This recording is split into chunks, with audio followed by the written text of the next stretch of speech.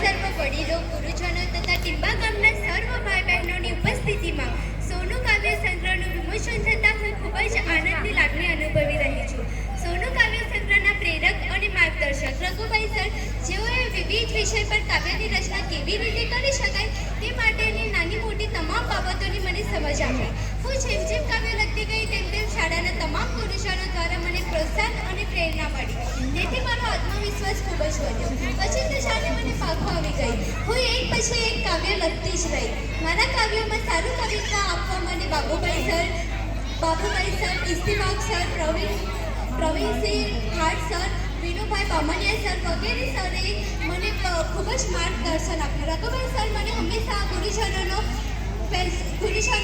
પહેચાન કરાવતા અને માર્ગદર્શન પણ આપતા. મારા ક્લાસ ટીચર કાંતિબેન, જેઓ મને મારા કાવ્યોની રચના અને જોડણીની ખાસ ધ્યાન આપતા. અમારી શાળાના આચાર્ય સતીશભાઈ સર, જેઓએ મારા ઘણા કાવ્યોને મીડિયાના માધ્યમથી ઘણી સંસ્થાઓ સુધી પહોંચાડ્યા છે. એટલું જ નહીં, ગુજરાત રાજ્યના શિક્ષણ મંત્રી શ્રી કુબેરભાઈ રેનોડ સાહેબ સુધી પણ મારા કાવ્ય સંગ્રહને પહોંચાડ્યો. શિક્ષણ મંત્રી સર પણ મારા કાવ્ય સંગ્રહને જોઈ ખુશ થયા. તેઓએ શુભેચ્છા સંદેશ દ્વારા મને અભિનંદન પાઠવ્યા.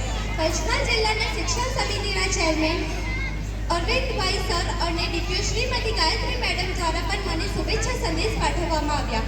આદરણીય સર અને મેડમનો હું ખૂબ ખૂબ આભાર વ્યક્ત કરું છું. કાવ્ય રચનાની સાથે સાથે હું માત્ર 20 મિનિટમાં વાર્તાનું નિર્માણ કરી શકું છું. મારી આ વિશેષતા મારા ગુરુજનોને આભારી છે.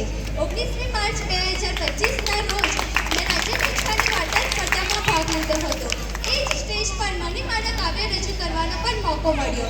આજે આ મંચ પર હું એટલું જરૂર કહીશ કે મારી આ શાળા સાધારણ શાળા નથી, જે નેશનલ અને ઇન્ટરનેશનલ લેવલ સુધી પહોંચે તેવા બાળ વૈજ્ઞાનિકોને તૈયાર કરી શકે છે અને રાજ્ય કક્ષાના સ્ટેજ પર પંચમહાલનું ગૌરવ વધારે તેવા બાળ કવિ અને બાળ વાર્તાકારને પણ પેદા કરી શકે છે. આજે આ શાળામાંથી સોનું કાવ્ય સંગ્રહનું વિમોચન એ અવિસ્મરણીય ઘટના છે. મારી બહેનપણીઓ મને ઘણીવાર કવિ સોનાલીના સંબોધનથી બોલાવે છે, ત્યારે મારા મનોભાવોમાં બેઠેલી કવિતાઓ પણ નાચવા લાગે છે.